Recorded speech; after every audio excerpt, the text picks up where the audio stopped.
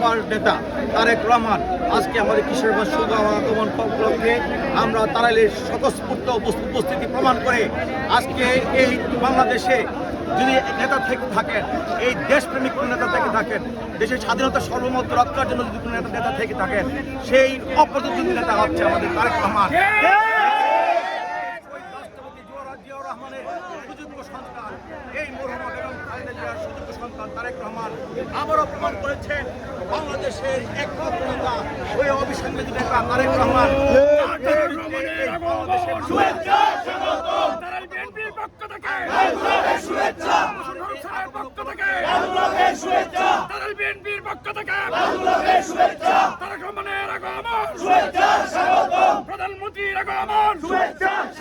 আমাদের নেতার কাছে বিশেষ করে কিশোরগঞ্জবাসী তথা তারাইলের উপজেলার আপামর জনসাধারণের প্রত্যাশা অনেক।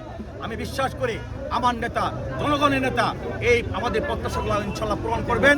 আমরা সেই প্রত্যাশা রেখেই আমি আমার সংক্ষিপ্ত বক্তব্য শেষ করছি। আল্লাহ হাফেজ। বাংলাদেশ জিন্দাবাদ। শহীদ জিয়া